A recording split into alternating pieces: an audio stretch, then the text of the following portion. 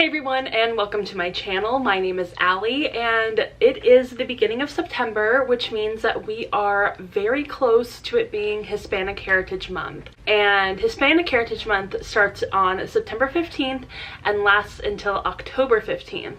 So you have an entire month celebrating Hispanic and Latino heritage. That means that it is also time for the Latinx Book Bingo Readathon, which I am so excited to participate in this year. I have been participating in it for the past few years. I was initially one of the co-hosts in like the first few years, but then I decided I really just wanted to participate as a reader, not as a co-host. So shout out to the lovely co-hosts who are currently in charge of the Latinx Book Bingo Readathon. All of their links are going to be down below. And I first wanted to get into some recommendations that I have if you're going to be participating in the Latinx Book Bingo Readathon, or if you just want to read some Latino Hispanic books for the month of September and October. So without further ado, let's get right on into the stack. I'm not going to go into super detail about any of these books, mainly because I'm also going to be talking about some of the books that I would like to read for the Latinx Book Bingo Readathon. So there we go. The first book that I'd like to recommend is Beneath the Citadel by Destiny Soraya, and I read this book a few years ago. Absolutely loved it. If you enjoy YA fantasy books where there is an ensemble cast, this is going to be perfect for you. It was so much fun. There are so many different things being represented in this book. There's fat representation, there is asexual representation, there is sapphic representation, there is just queer rep everywhere in this book, and I absolutely loved it. It was so fun and diverse and exciting, and I think that this is a highly underrated fantasy book, and not enough people have read it. The next book I feel goes without any explanation, and that is Cemetery Boys by Aiden Thomas. I absolutely loved this book when it first came out, and the story has still stuck with me to this day. This one has trans representation along with obviously Latina representation, and I absolutely freaking love this book. One of my favorite books of all time. I've also tabbed it up a little bit, and I know so many people have already read it and absolutely loved it, but if for some reason you haven't picked this book up yet, I highly recommend it. The next book is one that I have literally so many copies of. It's absolutely ridiculous, but I absolutely fell in love with this book and the duology as a whole, and that is Incendiary by Zoraida Cordova. Honestly, I recommend all Zoraida Cordova books. We have another one of hers in this list, but I loved Incendiary, and if you really like that enemies to lovers YA fantasy, this is going to be perfect for you.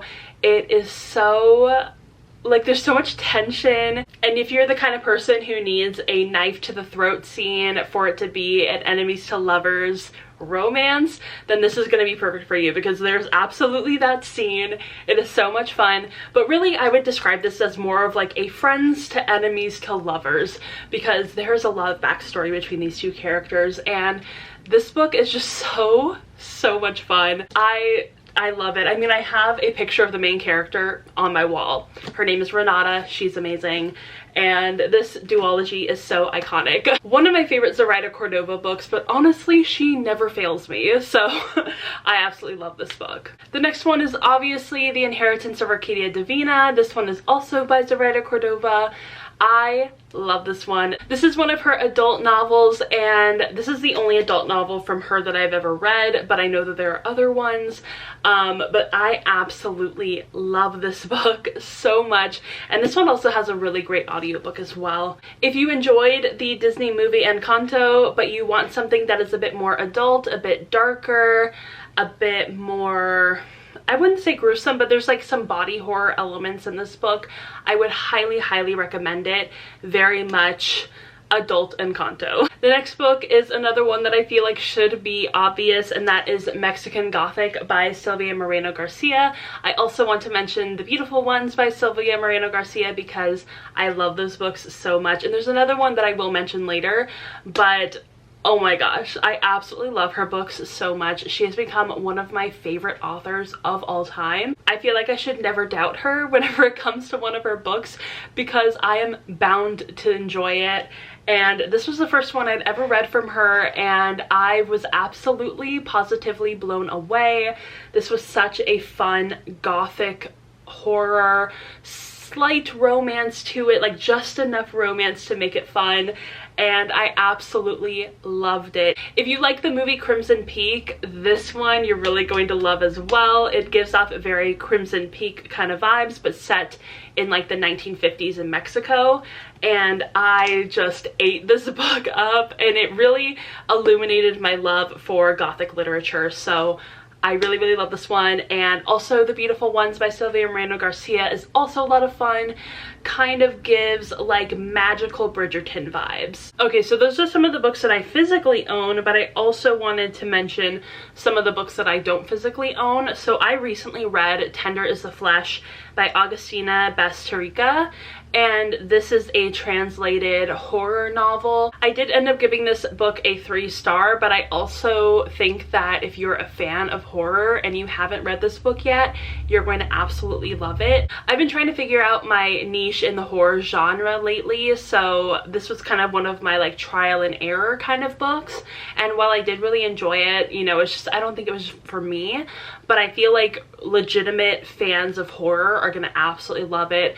I will say this book is about cannibalism, so just know that about this book before going into it. Another really great horror recommendation is Fever Dream by Samantha Schweblin, and this is also a translated horror book, which is so much fun to find. I feel like so many of the Latina horror books that I've been finding are translated, and that's so exciting for me. But this one was also kind of in the same vein as Tender is the Flesh. It's not really the fact that they have the same elements, but they are definitely both horror books that are social commentary, which I think is really interesting, and I did really enjoy Fever Dream, even though I don't think that it's within my niche of horror. But I think that if it can find the right audience, they're really gonna love it. So highly recommend Fever Dream. And then I also recently read Ava Luna by Isabel Allende, which is also a translated book, and I absolutely adored this book. I gave it a 4 out of 5 stars. I was enthralled. The storytelling is absolutely beautiful.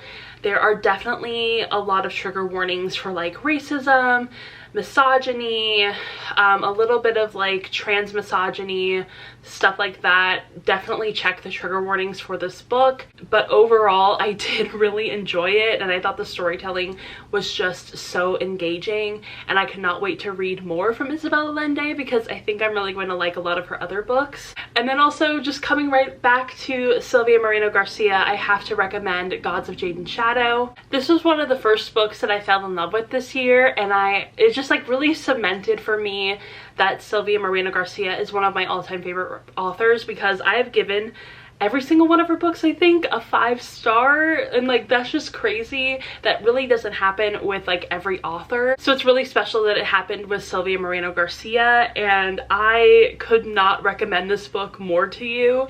It is so much fun. It is also set in Mexico, and basically it deals with this god who has been trapped for years and years and years, and along comes this girl, and she releases him from the box that he's been trapped in, and they basically have to go on this journey to meet his brother and kind of have it out with him, because his brother is the one that put him in that box in the first place. So it was such a fun book. I had such a great time reading it. The audiobook is absolutely phenomenal for this book, so I highly, highly recommend it. And yeah, I think those are all the books that I would like to recommend to you all for Hispanic Heritage Month, for the Latinx Book Bingo Readathon, for just like kind of in general, if you want to read some Latinx, Hispanic, whatever you want to call them, books. I highly, highly recommend all of them. And now I want to get into some of the books that I would personally like to read for Hispanic Heritage Month / Latinx Book Bingo Readathon. I feel like I've said the words Hispanic, Latine, Latinx, Latino literally so many times in this video, and I'll try to keep it to a minimum. But the first book that I would love to read for this Book Bingo Readathon is Nocturna by Maya Motain, and this book, I actually do have a cover for it, but it's down here somewhere and I don't really want to fish it out. But I really want to read this book this year. Like, I feel like I've had it for so long and I have not gotten to it. Look at how gorgeous the map is. It's absolutely freaking phenomenal, and I've heard so many good things about this book, and I feel like I am doing myself a disservice for not having read it yet. So we are definitely going to read this book. This is a YA fantasy if you are interested. The next book is one that I clearly need to finish, and that is Ophelia After All by Raquel Marie, and I have gotten 107 pages into it, but I kind of set it down. I think I was probably in a slump at that time. It might have been around April or May, and when I'm in a slump, any of the books that I end up reading during that slump kind of get abandoned a little bit. But I really want to pick this book back up because I was really enjoying it, and I think that, you know, now that I'm kind of in a better headspace, I haven't, knock on wood, been in a slump recently, I feel like I can start this book and really enjoy it. So super excited about this one. This is a YA contemporary if you are interested. And the next book that I'd want to read is The Five Wounds by Kristen Valdez Quaid. And this book I really don't know a lot about, but I have seen it around quite a few places and I am so intrigued by it. I think that I'm going to listen to the audiobook because I do have access to that, so I might just end up listening to it or following along with the audiobook as I read physically. I'm pretty sure I got this like maybe a year or so ago during a Barnes & Noble sale, so yeah. I also have quite a few audiobooks checked out for books that I don't physically own, so I will go through those pretty quickly.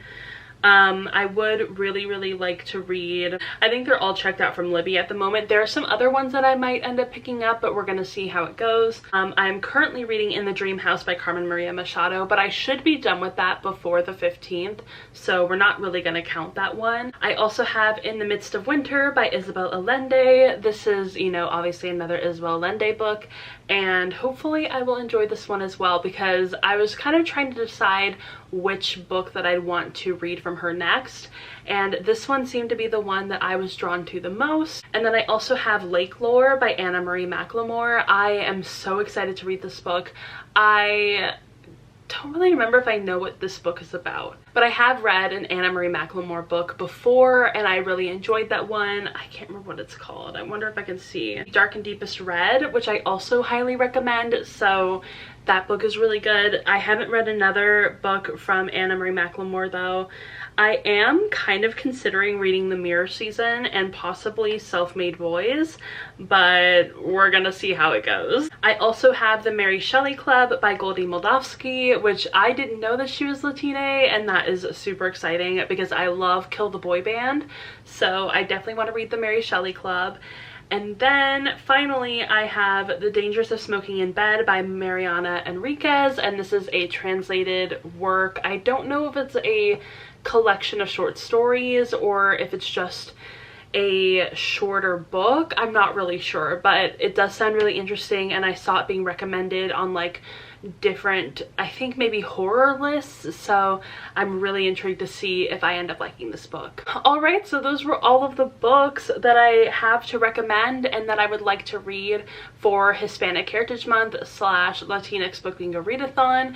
Like I said in the beginning of the video, all the links are going to be down below for the readathon, for all the co-hosts, all going to be down in the description. And let me know if you're going to be joining in for the readathon, if you're going to be reading Latina books this month. I would absolutely love to know what you guys are going to be reading, and I hope you all enjoyed this video, and if you did, go ahead and give it a thumbs up and subscribe to my channel. Also go ahead and follow me on Instagram, Twitter, Goodreads, Storygraph, TikTok. All the links will be down below, and I will see you all in my next video. Bye! Ooh, I thought it'd be me and you.